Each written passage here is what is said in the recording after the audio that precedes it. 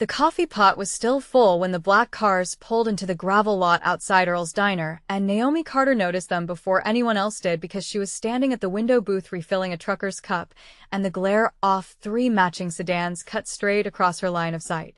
She counted 4 vehicles, then 5, and something in her chest went still, and alert the way it did whenever the world shifted without asking her permission first. She set the pot down on the warmer, without looking at it. 21 years old, for years into waitressing, and she had learned to read a room before it finished forming. The bell over the door rang once, sharp, and a man walked in wearing a suit so dark it looked wet under the fluorescent lights, and behind him came 2 more men who did not sit, who simply took positions near the exits like furniture nobody had ordered. The man in front was tall, broad through the shoulders in a way tailoring could not fake, and his hands were the first thing Naomi truly saw, because they were folded in front of him with a stillness that did not belong to anyone who ate breakfast at a diner off Route 9 at 7 in the morning. His hair was combed back, black and precise. His eyes found her immediately and did not move to anyone else in the room. Earl, the owner, came out from behind the register wiping his hands on his apron and started to say something about a reservation not being necessary here, but the man cut him off with 2 words. "My table." He did not raise his voice. He did not need to. Earl looked at Naomi, and Naomi looked at the booth in her section, and something in her stomach folded over once before straightening back out. She walked over with her pad because that was her job, and up close the suit had a texture to it that caught the light differently, charcoal wool with a faint chalk stripe, and beneath it a white shirt open at the collar, no tie, which struck her as strange for a man who otherwise looked assembled by a machine built for precision. There was a thin scar along his left jaw, pale and old, the kind that had healed a decade ago and never quite vanished. He smelled like cedar and something colder underneath it, like the air right before rain. "Coffee," he said. "Black." "Anything to eat?" she asked, pen ready, voice flat and professional because that was the only voice that had ever kept her safe in rooms like this one, rooms that had gone quiet the second he walked in. He looked at her name tag. "Naomi." "That's me."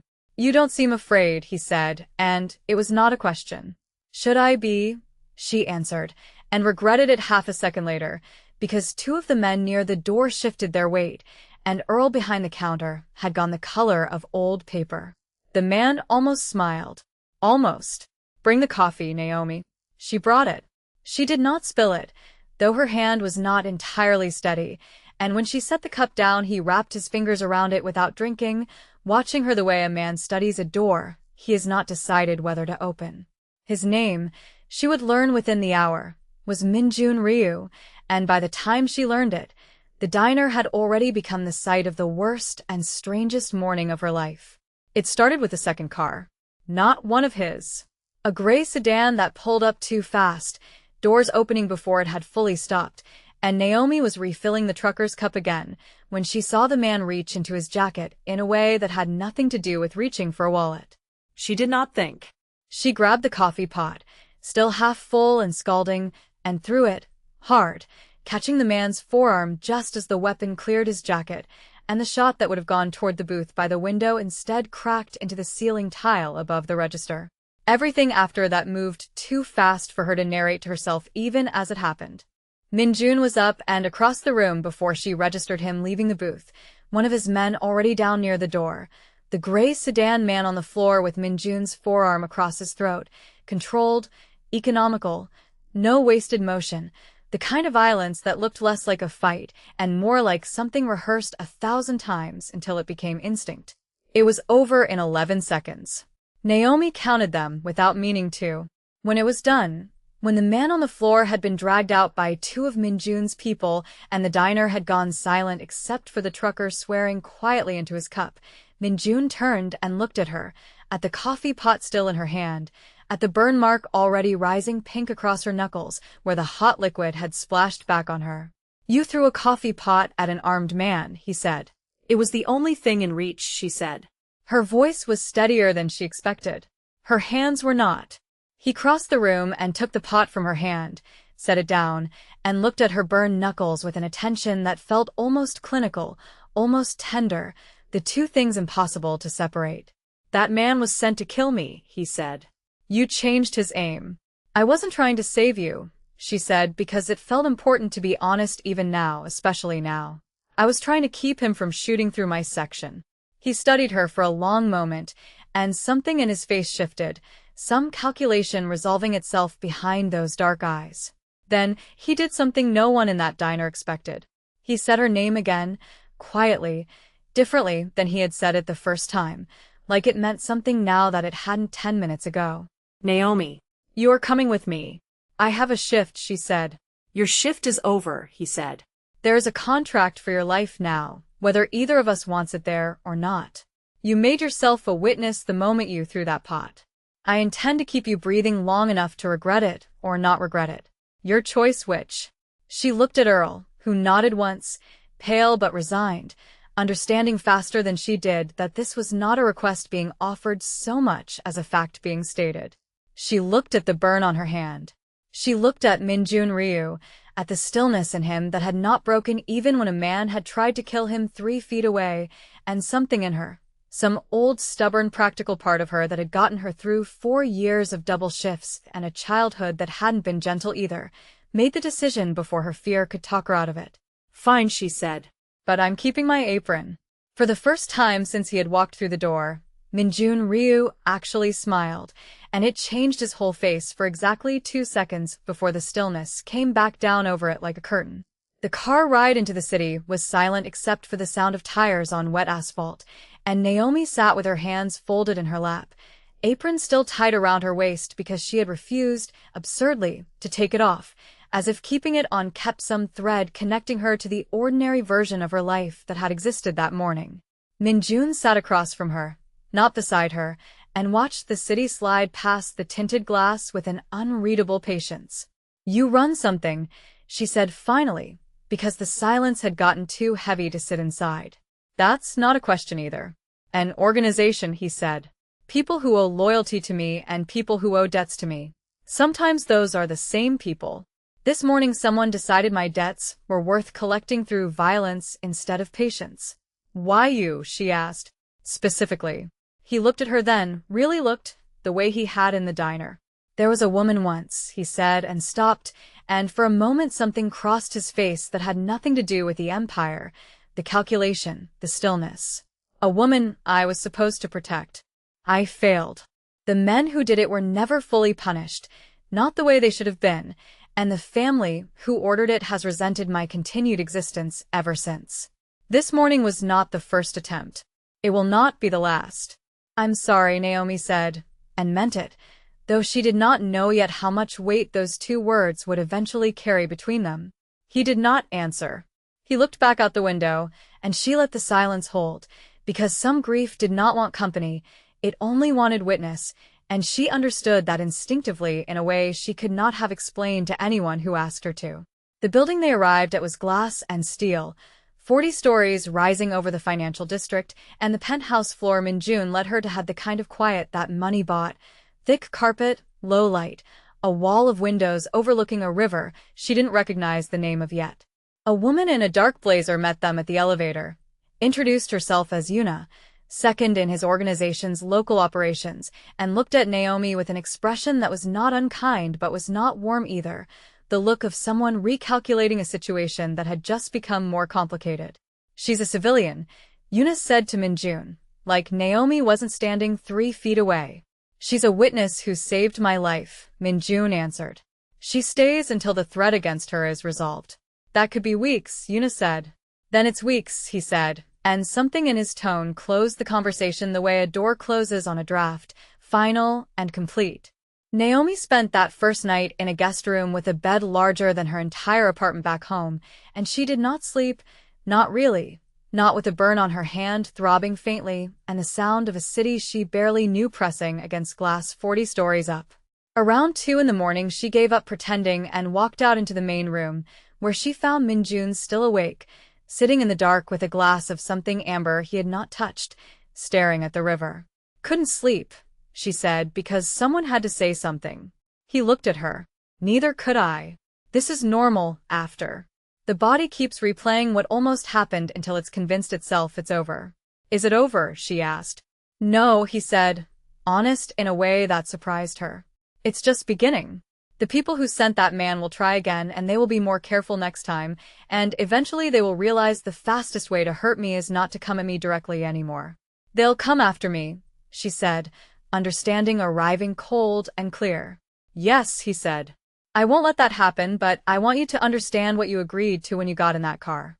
You are not safe because you are near me. You are in danger because you are near me. The safety is something I have to build around you every single day, and some days I will fail at it. That's the most honest thing anyone in a suit that expensive has ever said to me, she told him, and he almost smiled again. That same rare 2-second flicker, before it disappeared back into the stillness. The days that followed blurred into a rhythm neither of them had chosen, but both of them settled into careful, deliberate proximity that had nothing to do with romance and everything to do with survival, and yet somehow became indistinguishable from it anyway. Minjun's men swept the penthouse twice daily. Yuno ran background on every person who had ever crossed paths with Naomi, professionally and personally, searching for the leak that had told the rival family where to find a woman who 3 days earlier had been nobody to anyone outside a diner off Route 9. Naomi learned the names of his people, learned which ones smiled at her, and which ones still looked at her like an inconvenience, learned that Minjun took his coffee black because his mother had, back before she died, back before any of this had a name. On the 4th night, the tension finally caught up with both of them in a way that could not be avoided any longer. A car had followed Yuna from a meeting downtown, and though nothing came of it beyond a tense hour of counter-surveillance, the whole building went into a lockdown that put Naomi and Minjun in the same hallway at midnight, both of them still fully dressed, both of them too alert to pretend they weren't afraid. You don't have to stand guard over me personally, she said, when she found him outside her door instead of one of his men. I'm sure you have better things to do than babysit a waitress. I don't think of it as babysitting, he said. Then what do you think of it as? She asked, and immediately wished she hadn't, because the air between them changed the second the question left her mouth, thickened into something neither of them had named yet. He was quiet for a long moment, and when he spoke his voice had dropped into something lower, something that belonged only to this hallway and this midnight and no other version of him she had met so far. I think of it as the first time in 6 years I have wanted to stay in a room simply because someone else was in it, he said. That is not something I say lightly, Naomi. I don't say much lightly. She should have stepped back. She thought about stepping back, catalogued the reasons why stepping back was the correct choice, the danger he represented, the empire, the dead woman he still carried somewhere behind his eyes, the fact that 4 days ago her biggest problem had been a broken ice machine at Earl's. She did not step back. I threw a coffee pot at a man for you, she said instead. That has to count for something. It counts for everything, he said and reached up, slow enough that she could have moved away and didn't, and brushed his knuckles once along her jaw, the same gentle attention he had given her burned hand that first morning, and for a moment neither of them said anything at all, because some things did not need saying. They only needed to be felt in the quiet space between two people who had survived something together. On the 5th day, a quiet stretch opened between one danger and the next, and Yuna insisted Minjun eat a proper meal instead of the black coffee and half-sentences he had been surviving on. So the kitchen staff on the penthouse floor prepared a dinner neither of them had asked for, and both of them ended up eating together at the long table by the windows, alone for once, no guards standing at the edges of the room. Naomi found it strange to watch him outside of danger, to see his hands doing something as ordinary as cutting into a piece of grilled fish instead of reaching for a weapon or steadying a door frame. You eat like someone who was taught manners with a ruler nearby, she said, watching him. My mother, he said. Before she died, she insisted every meal be treated like it might be the last one shared at that table. In my world, she was usually right to insist on that. Tell me about her, Naomi said, and braced herself for him to deflect the way he had deflected every personal question that came too close to the wound she already knew was there. He didn't deflect. She ran a restaurant, he said, a small one, nothing like this building, nothing like any of this. She used to say the measure of a person was not how they treated someone who could help them, but how they treated someone who couldn't. I think of her every time I watch you deal with people who have no power over you at all. The way you were with the trucker at the diner. The way you were with Sang-hoon even after what he did. You didn't have to be decent to either of them. You were anyway. That's not a virtue, she said quietly. That's just how I was raised. Nobody ever did me any favors either. Seemed unfair to start hoarding kindness the second I got a little more of it than the next person. He watched her across the table with an intensity that had nothing to do with threat assessment this time, and for a moment the two of them simply existed together in the strange bubble of safety the meal had created. No danger pressing at the glass, no informants waiting downstairs, only a woman in a borrowed guest room's clothes and a man who ran an empire, learning each other in the plainest way two people ever do, over food, in silence, without an agenda. Later that night, she found herself in the penthouse kitchen, unable to sleep again, and instead of sitting in the dark, she started opening cabinets, restless, until she found flour and butter and decided, on impulse, to make something with her hands the way she used to on slow nights at the diner when Earl let her experiment on the griddle after close. Min-jun found her there an hour later, flour dusted across the counter and her forearms, and instead of asking why, he simply rolled up his sleeves and asked what she needed him to do. You know how to cook, she said, surprised. I know how to follow instructions precisely, he said. It is the same skill applied differently. They made something simple together, something that would have embarrassed neither of their mothers, and for those 20 minutes neither of them spoke of Beck or Sang-hoon or the dead woman whose name Naomi had still not been told, and it was, strangely, one of the most honest hours either of them had spent with another person and longer than either wanted to admit out loud. The confession, when it came fully, arrived 6 days later, after the identity of the informant had finally surfaced, a junior member of Min-jun's own organization named Sang-hoon, who had sold Naomi's location to the rival family for a debt he could not otherwise repay. The discovery landed like a physical blow because it meant the danger had never been external only, it had been inside the walls the whole time, close enough to touch her without her ever knowing his name. Min-jun's fury, when Yuna confirmed it, was the coldest thing Naomi had ever witnessed, quieter than shouting, more frightening for its restraint.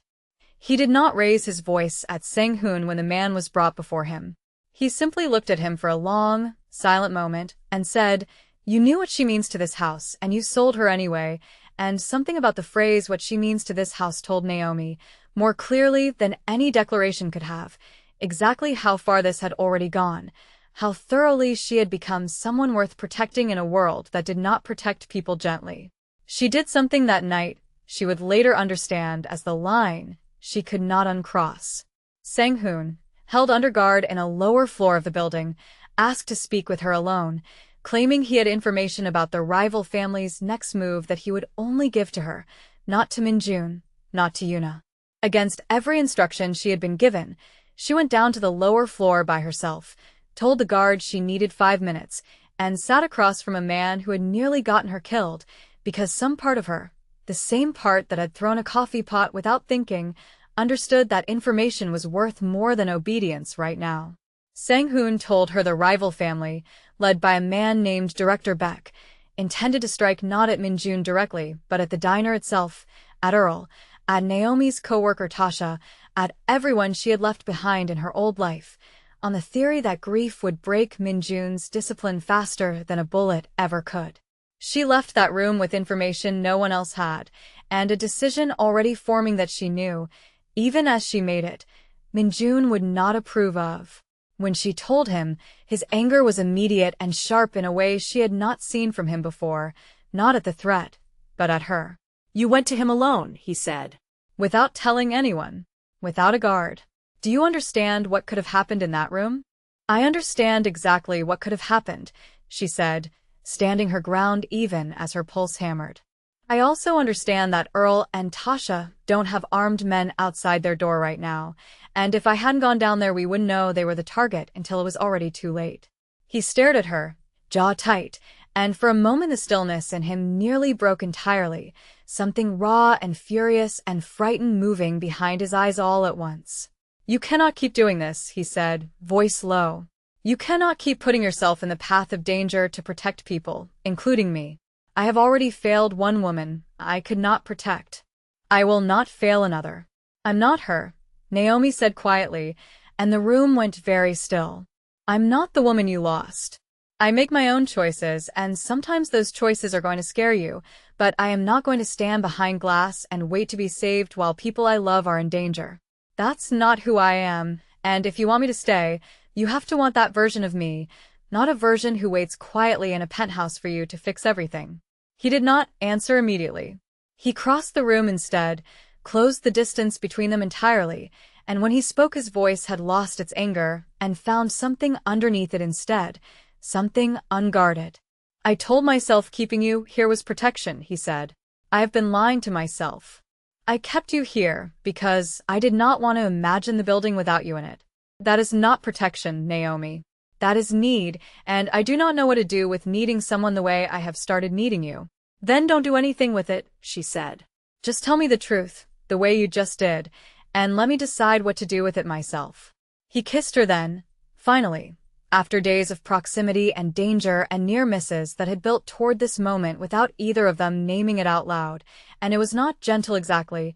It carried the weight of everything neither of them had said, the fear and the fury, and the 6 days of watching each other across rooms full of armed men. And when it ended, she was breathless in a way that had nothing to do with the danger outside the building and everything to do with the man standing inside. The strike against the diner came 2 nights later, faster than anyone expected. Director Beck's people arriving at Earl's just before closing with the same cold efficiency Min-jun's own men used. Except this time Naomi was not behind the counter refilling coffee. She was in the passenger seat of Yuna's car 3 minutes out, because the information Sang-hoon had given her had bought them exactly enough warning to get there first. What happened at the diner that night became, in Naomi's memory afterward, a blur of motion and adrenaline that she would only fully piece together in the days that followed. Min-jun's men were already positioned when Beck's people arrived, and the confrontation that followed spilled out of the diner and into the gravel lot, familiar now, the same lot where all of this had started less than 2 weeks earlier. Naomi did not stay in the car. She could not with Tasha inside, not with Earl standing frozen behind his own register for the second time in 2 weeks, and she was out of the vehicle and moving toward the back in trance before Yuna could stop her, taking the route she had walked 1,000 times on shift, the one route Beck's people would not expect a civilian to know. She got Tasha and Earl out through the kitchen while gunfire cracked somewhere near the front lot, and it was there, in the narrow hallway between the walk-in cooler and the dish station, that she came face to face with one of Beck's men, close enough to smell the gun oil on his jacket, and she did the only thing available to her in that half-second, grabbing the fire extinguisher off the wall bracket and swinging it hard into the side of his head before he could turn his weapon on Tasha behind her. He went down. She did not wait to see if he got back up. She got Tasha and Earl out the back door and into the alley, and it was there Min-jun found them minutes later, blood on his knuckles, eyes finding Naomi first among the 3 of them, scanning her for injury with a desperation he did not bother hiding anymore. You're supposed to be in the car, he said, breathless in a way she had never heard from him. I got to my people first, she said. The same way you keep getting to yours. Director Beck himself did not survive the confrontation in the lot, cut down by his own miscalculation more than by any single blow, and by the time the sirens Min-jun's people had delayed finally arrived, the threat that had chained Naomi and Min-jun together for 2 weeks had ended the way these things in his world usually ended, decisively, irreversibly, and at a cost neither of them would speak about openly for a long time afterward. One of Min-jun's men did not walk away from the lot that night, a young enforcer named Doyoung who had guarded Naomi's door more nights than she could count, and Min-jun's grief for him, quiet and controlled as everything else about him, was the first time Naomi saw him carry loss in front of her without trying to hide it. In the immediate aftermath of that night, there were things to answer for that had nothing to do with romance and everything to do with the machinery of the world Naomi had stepped into. Yuna debriefed her for hours, calm and thorough, asking her to walk through every second of the hallway by the walk-in cooler until Naomi could recite it in her sleep, and somewhere in that process the last of the wariness Yuna had carried toward her seemed to dissolve, replaced by something closer to respect. Earl closed the diner for 3 days to deal with the county inspector and the insurance adjuster and the 2 detectives who kept asking questions Naomi was not permitted to answer honestly, and when the diner reopened, there was a new fire extinguisher mounted exactly where the old one had been, and Tasha started calling it, only half joking, the equalizer. Minjun buried Doyoung in a quiet ceremony 2 days later, and Naomi stood at the edge of it, not because anyone invited her forward, but because she refused to let him carry that grief entirely alone the way he seemed determined to. Afterward, walking back to the car, he told her something he had not told her before, that Doyoung had asked to guard her door specifically, had volunteered for it over higher-paying assignments, because he said watching her handle Sang-hoon's guards with steady politeness the first week had convinced him she was worth protecting properly. Naomi did not know what to do with that information except carry it. The way she now understood Minjun carried every name of every person his world had cost him.